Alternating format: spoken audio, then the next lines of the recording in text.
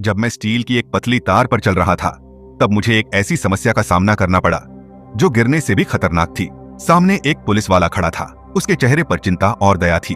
वो मुझे समझा रहा था कि ऐसी बेवकूफी मत करो, मानो अगले ही पल मैं नीचे गिरने वाला हूं। लेकिन मैंने उसकी बातों की परवाह नहीं की।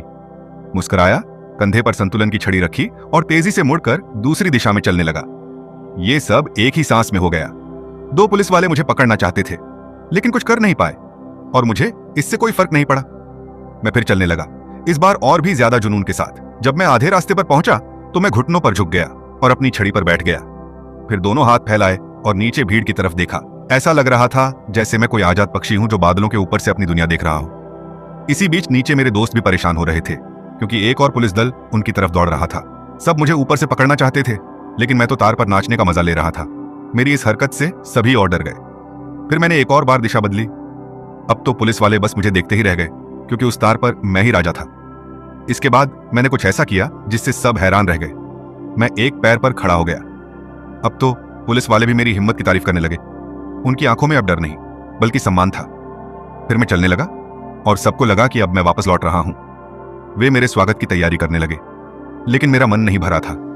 मैं फिर से बीच में जाकर रुक गया और तार पर धीरे धीरे बैठ गया। उस वक्त मुझे ऐसा लग रहा था कि मैं दुनिया के किनारे पर बैठा हूं। यह एहसास बहुत रोमांचक और खतरनाक था। फिर मैंने और भी चौंकाने वाली चीज की। मैं तार पर लेट गया। यह आम इंसान के लिए नामुमकिन था, लेकिन मेरे लिए यह ऐसा था जैसे अपने बिस्तर पर लेटा हूं। नीचे भीड़ बढ़ती जा रही थी और तालियां बजा रही थी।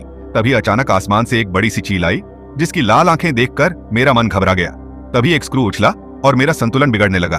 तभी एक हेलीकॉप्टर आया और तेज आवाज में चेतावनी दी, यह जगह तुरंत खाली करो, नहीं तो बल प्रयोग होगा। उसकी आवाज गूंज की तरह कानों में पड़ी और मेरा ध्यान भटक गया, लेकिन मेरे अंदर का जुनून अब भी जिंदा था। मैंने छड़ी पीठ पर रख ली और अपने सबसे पुराने अंदाज में आगे बढ़ने का फैसला किया। अब मैं धीरे धीरे आखिरी किनारे की ओर बढ़ रहा था, लेकिन सबसे मुश्किल हिस्सा यही था, आखिरी 3 कदम।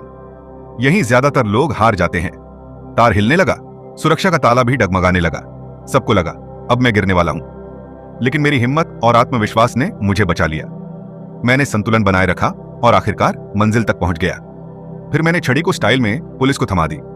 जैसे ही मैं ऊपर पहुंचा, पुलिस वालों ने मुझे पकड़ लिया, लेकिन मुझे कोई डर नहीं था, क्योंकि मैं जो करना चाहता था वो मैंने कर दिखाया। 500 मीटर ऊंची जुड़वां इमारतों पर तार पर चलना कोई मजाक नहीं था, लेकिन मैंने वो कर दिखाया। नीचे खड़ी भीड़ तालियां बजा रही थी और खुद पुलिस भी मेरी हिम्मत की तारीफ कर रही थी। यह मेरी सच्ची कहानी है।